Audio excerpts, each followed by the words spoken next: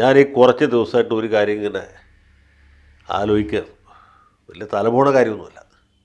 നമ്മുടെ മന്ത്രി ശിവൻകുട്ടി എത്ര ക്രാന്തദർശിയാണ്, എത്ര പ്രതിഭാശാലിയാണ്. കാര്യം പി ഗോവിന്ദപിള്ളയുടെ മകളുടെ ഭർത്താവാണെങ്കിലും ഗോവിന്ദപിള്ളയുടെ മകനേക്കാളും അല്ലെങ്കിൽ ഗോവിന്ദപിള്ളയേക്കാളും തന്നെ ബുദ്ധിമാനും പ്രതിഭാശാലിയും ക്രാന്തദർശിയുമാണ് അദ്ദേഹം എന്ന് പറയാതിരിക്കാൻ യാതൊരു നിവൃത്തിയുമില്ല.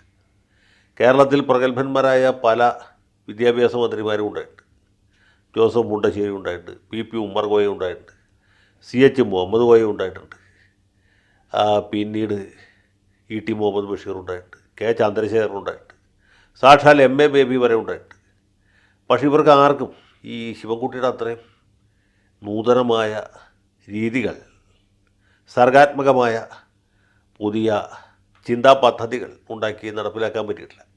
എന്നാൽ ശിവൻകുട്ടിക്ക് അങ്ങനെ എന്തെങ്കിലും ഭാവമുണ്ടോ? അതേപോലെ ഹമ്പിളായിട്ടുള്ള, അതേപോലെ ഡൗൺ ടു എർത്ത് ആയിട്ടുള്ളൊരു വിദ്യാഭ്യാസ മന്ത്രി നിങ്ങൾക്ക് സങ്കല്പിക്കാൻ പറ്റും? കാര്യം MA ബേബി വലിയ താത്വികനാണെങ്കിൽ പോലും വിദ്യാഭ്യാസ മന്ത്രി എടുത്തപ്പോൾ പുള്ളിക്ക് എന്തൊരു ജാടയായിരുന്നു ഇല്ലേ? അതുപോലെ ചന്ദ്രശേഖരൻ വക്കീൽ ഗംഭീരനായ ഒരു വിദ്യാഭ്യാസ മന്ത്രി എടുത്ത് പുള്ളിക്ക് തന്നെ അറിയാമായിരുന്നു. TN ജേക്കബ് പ്രഗത്ഭനായിരുന്നു. പക്ഷേ അവർക്കൊക്കെ കുറച്ച് ഒരു അഹംബോധമുണ്ട്. അഹംഭാവം എന്ന് ഞാൻ പറയില്ല. പക്ഷേ ശിവൻകുട്ടിക്ക് അതില്ല. പുള്ളി വളരെ ഹമ്പിളായിട്ടുള്ള, സിമ്പിളായിട്ടുള്ള, ഡൗൺ ടു എർത്തായിട്ടുള്ള ഒരു വിദ്യാഭ്യാസ മന്ത്രിയാണ്. ഞാനിപ്പോൾ ഇത് പറഞ്ഞതെന്ന് വെച്ചാൽ പുള്ളി വിദ്യാഭ്യാസ മന്ത്രി എന്തൊക്കെ പരിഷ്കാരങ്ങളാണ് ഇവിടെ കൊണ്ടുവന്നത്. കാര്യം ഫിന്നിഷ് മാതൃക പുള്ളിക്ക് നടപ്പാക്കാൻ പറ്റില്ല. കാരണം ഫിൻലൻഡിൽ പുള്ളിക്ക് പോകാൻ പറ്റില്ല. കോടിയേരി സഖാവ് മരിച്ചോട്ട് അദ്ദേഹത്തിന് ഫിൻലൻഡിൽ പോകാൻ പറ്റിയില്ല എന്ന് കരുതി നമ്മൾ അദ്ദേഹത്തെ കുറച്ച് കാണേണ്ട ആവശ്യമില്ല. പുള്ളിയുടെ ആ ഓരോ പരീക്ഷാപരവും പ്രഖ്യാപിക്കുന്ന രീതി തന്നെ നമ്മളെയൊക്കെ എത്ര ചിരിപ്പിക്കുകയും ചിന്തിപ്പിക്കുകയും ചെയ്തതാണ്. അതിലുപരിയായിട്ട് ഇവിടെ ജെൻഡർ ന്യൂട്രൽ യൂണിഫോം പുള്ളി കൊണ്ടുവന്ന ഓർമ്മയില്ലേ? ആൺകുട്ടികൾക്കും പെൺകുട്ടികൾക്കും ഒരുപോലെ യൂണിഫോം എന്ന കാര്യം MA ബേബിക്ക് സങ്കല്പിക്കാൻ പറ്റിയില്ല. നാലകത്ത് സൂപ്പിക്ക് സങ്കല്പിക്കാൻ പറ്റിയില്ല. അബ്ദുറബ്ബിന് പോലും ചിന്തിക്കാൻ പറ്റിയില്ല. അങ്ങനത്തെ ഒരു പരിഷ്കാരം കാര്യം ഒരു സ്കൂളിലാണ് നടപ്പാക്കിയുള്ളതെങ്കിൽ പോലും പുള്ളിക്ക് നടപ്പാക്കാൻ പറ്റി. അതുപോലെ തന്നെ വിദ്യാർത്ഥികൾക്ക് ഉച്ചയൂണിൻ്റെ മെനു പുള്ളി മാറ്റി കൊടുത്തു. മന്ത്രി അപ്പൂപ്പൻ എന്നൊരു തൂലികാനാമം പുള്ളി എന്നെ സ്വീകരിച്ചു. ഈ സമയമാറ്റം 9:45 തൊട്ട് 4:15 വരെ ആക്കി.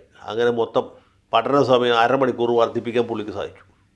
കാര്യം മുല്ലാക്കന്മാരും താലേക്കെട്ടുകാരൊക്കെ വലിയ ലഹളൊക്കെ വന്നെങ്കിലും ശിവൻകുട്ടി സഖാവ് കുലുങ്ങിയില്ല. അതാണ് സഖാവ്. പുള്ളി അങ്ങനെ ഉരുൾപൊട്ടലിനൊന്നും പേടിക്കുന്ന ആളല്ല. ഘോരമൃഗങ്ങളെ പേടിയുള്ള ആളല്ല. ഒന്നിനും പേടിയുള്ള ആളല്ല. അങ്ങനെ ഒരുപാട് മാറ്റങ്ങൾ വരുത്തിയ ആളാണ്. അതുപോലെ തന്നെയാണ് പുള്ളിയുടെ പുതിയ പരിഷ്കാരം. ഈ അധ്യാപകർക്ക് പാമ്പ് പിടിക്കാനായിട്ട് പരിശീലനം കൊടുക്കും എന്നാണ് പറഞ്ഞത്. ഞാനിത് കേട്ടപ്പോൾ ഈ പുള്ളിക്ക് വല്ല കുഴപ്പമുണ്ടാവും എന്ന് പേടിച്ചു. കാര്യം സുൽത്താൻ ബത്തേരിക്ക് അടുത്ത ഒരു സ്കൂളിൽ ഒരു പെൺകുട്ടിയെ പാമ്പ് കടിച്ച് മരിച്ചാൽ നമുക്കറിയാം. അതല്ലാതെ കേരളത്തിൽ അങ്ങനെ സ്കൂൾ കുട്ടികൾ പാമ്പ് കടിയേറ്റ് മരിച്ച സംഭവങ്ങൾ കുറവാണ്. ഇപ്പോൾ ശിവൻകുട്ടി സഖാവ് പറയുന്നത് പാമ്പ് പിടിക്കാനായിട്ട് അധ്യാപകർക്ക് പരിശീലനം കൊടുക്കും. ഇനി അഥവാ ഒരു മാസം ശമ്പളം കിട്ടിയില്ലെങ്കിൽ നമ്മുടെ വാവ സുരേഷിനെ പോലെ പാമ്പ് പിടിക്കാൻ പോകാം. അങ്ങനെ ജീവിതമാർഗം കണ്ടെത്താൻ അവർക്ക് സാധിക്കും. നാട്ടിൽ ഈ ഫോറസ്റ്റ് വാച്ചർമാരെ കിട്ടാൻ താമസമുണ്ടെങ്കിൽ സ്കൂൾ മാസ്റ്ററെ വിളിച്ചാൽ മതി. ഇപ്പം നിങ്ങളുടെ വീട്ടിൽ രാത്രി ആ വീട്ടുമുറ്റത്ത് ഒരു അണലി വളഞ്ഞ് പൊളഞ്ഞൊക്കെ പോകുന്ന കണ്ടിഞ്ഞാൽ ഉടനെ അടുത്ത വീട്ടിൽ പോയി മാസ്റ്ററെ വിളിക്കാം. LP സ്കൂളിലെ അല്ലെങ്കിൽ UP സ്കൂളിലെ മാസ്റ്ററെ വിളിച്ചാൽ മാഷ് വന്നിട്ട് അപ്പം തന്നെ പാമ്പിനെ പിടിച്ച് വനപാലകന്മാരെ ഏൽപ്പിക്കും.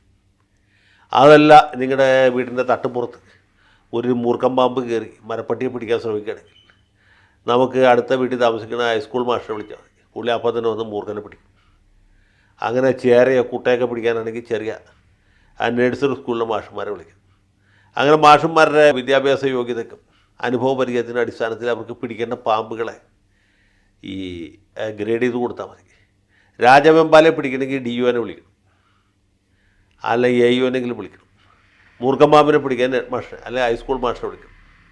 ഇങ്ങനെയൊക്കെയുള്ള പരിഷ്കാരങ്ങൾ ശിവൻകുട്ടി സഖാവ് ഏർപ്പെടുത്തിക്കൊണ്ടിരിക്കുകയാണ്. KER തന്നെ അതിനു വേണ്ടി പരിഷ്കരിക്കാൻ ഉദ്ദേശിക്കുകയാണ്. എങ്ങനെ ശാസ്ത്രീയമായി പാമ്പിനെ പിടിക്കാം എന്ന വിഷയം B.Edന് പാഠ്യവിഷയമാക്കും. TTCക്കും B.Edനും പാമ്പ് പിടുത്തം ഒരു സബ്ജക്റ്റായിട്ട് മാൻഡേറ്ററി കമ്പൾസറി സബ്ജക്റ്റായിട്ട് കൂട്ടും. അപ്പോൾ ഇത്രയൊക്കെ പ്രതിഭാശാലിയായ ഒരു വിദ്യാഭ്യാസ മന്ത്രി കേരളത്തിലുണ്ടോ? ശരിക്കും ഇല്ല. മുഹമ്മദ് കോയ മഹാനായിരുന്നു, പക്ഷേ ഫലമില്ല. ഉമ്മർ കോയ മഹാനായിരുന്നു, പക്ഷേ പുള്ളിക്ക് ഇത്രയും ചിന്തിക്കാൻ പറ്റിയില്ല.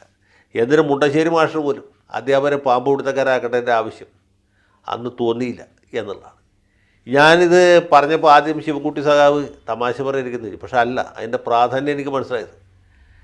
നമ്മുടെ വീടിൻ്റെ അടുത്ത് നിന്ന് അധികം ദൂരെയല്ല, ആലുവ പുഴയുടെ നേരെ അക്കരെ. എൻ്റെ വീട് ആലുവക്കടുത്ത് ദേശമാണ്. അത് ആലുവ പുഴയുടെ വടക്കേ കരയിലാണ്. തെക്കേ കരയിൽ കരുമാല്ലൂർ പഞ്ചായത്തുണ്ട്.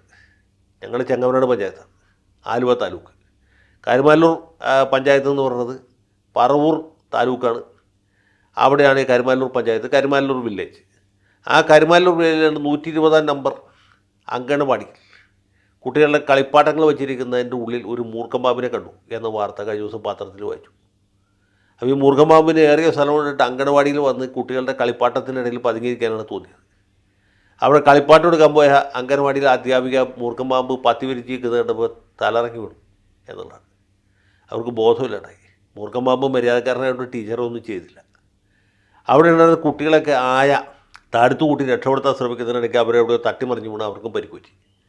കുട്ടികളുടെ മാതാപിതാക്കൾക്ക് യോഗം ഉള്ളതുകൊണ്ട്, അല്ലെങ്കിൽ കുട്ടികൾക്ക് തന്നെ എന്ന് ജാതകവശാൽ കൂടുതൽ ആയുസ്സുള്ളതുകൊണ്ട് മൂർഖമ്പാമ്പ് ആരും ഉപദ്രവിച്ചില്ല എന്നുള്ളതാണ് പത്രവാർത്തയിൽ നിന്ന് മനസ്സിലാക്കുന്നത്.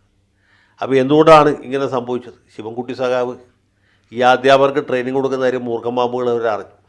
പക്ഷേ മൂർഖമ്പാമ്പിന് ചെറിയ അബദ്ധം പറ്റി. അങ്കണവാടി എന്ന് പറയുന്നത് വിദ്യാഭ്യാസ വകുപ്പിൻ്റെ കീഴിലല്ല, നമ്മുടെ വീണ ജോർജിൻ്റെ സാമൂഹ്യക്ഷേമ വകുപ്പ് അല്ലെങ്കിൽ സാമൂഹ്യ നീതി വകുപ്പിൻ്റെ കീഴിലാണ്.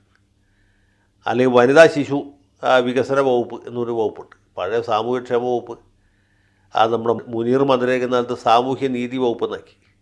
പിന്നീട് ആ സാമൂഹ്യ അനീതി വകുപ്പിനെ രണ്ടായിട്ട് വിഭജിച്ചു. ഒന്ന് സാമൂഹ്യ നീതി, മറ്റത് വനിതാ ശിശു വികസന ക്ഷേമ വകുപ്പ് എന്നാക്കി. ആ വകുപ്പിൻ്റെ കീഴിലാണ് വരുന്നത്. ഇത് മൂർഖമ്പാമ്പിന് അറിയില്ലായിരുന്നു. അപ്പോൾ ഞാൻ പറയാൻ വന്നത് എന്താ വെച്ചാൽ, വീണ ജോർജ് ഈ കാര്യം ശ്രദ്ധിക്കണം. അംഗൻവാടി ടീച്ചർമാർക്ക് ട്രെയിനിങ് കൊടുക്കുമ്പോൾ മൂർഖനെ പിടിക്കുന്ന വിധം, അല്ലെങ്കിൽ അണലിപ്പാമ്പിനെ എങ്ങനെ നേരിടാം എന്ന വിഷയം കൂടി പഠിപ്പിക്കണം. അതിന് പ്രായോഗിക പരിശീലനം കൊടുക്കണം. അതുമാത്രമല്ല, ഇപ്പോൾ ഈ പേപ്പട്ടിയുടെ ശല്യം കൂടുതലാണ്.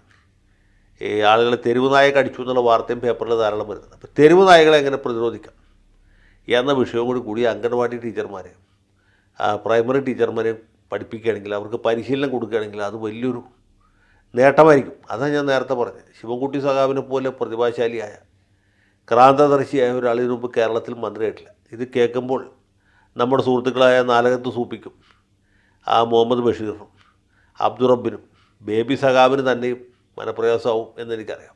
എന്നാലും പറയാതിരിക്കാൻ നിവൃത്തിയില്ല. ശിവൻകുട്ടി മാത്രം ഉണ്ടായിട്ടുള്ളൂ. ഇനി അതുപോലൊരു കുട്ടി ഉണ്ടാകാനുള്ള കാര്യം വളരെ ബുദ്ധിമുട്ടാണ്. എങ്കിൽ പോലും ധീരസഖാവി ഞങ്ങളൊക്കെ കൂടെയുണ്ട്. ഈ പട്ടിപിടുത്തവും പാമ്പ് പിടുത്തവും അത്യാവശ്യം കാക്ക പിടുത്തവും കൂടി മാഷന്മാരെ പഠിപ്പിക്കുകയാണെങ്കിൽ ഭാവി തലമുറയെക്കുറിച്ച് നമുക്ക് പിന്നെ ഒന്നും പേടിക്കാനില്ല. ഈ കേരളത്തിലെ നിരവധി അനവധി 10,000-കണക്കിന് ലക്ഷക്കണക്കിന് വരുന്ന കുട്ടികളുടെ ഭാവി അങ്ങയുടെ സുരക്ഷിതമായ കൈകളിലാണ് ഉള്ളത്. ആ ധൈര്യത്തോടെ മുന്നോട്ട് പോവുക. ലാൽ സലാം.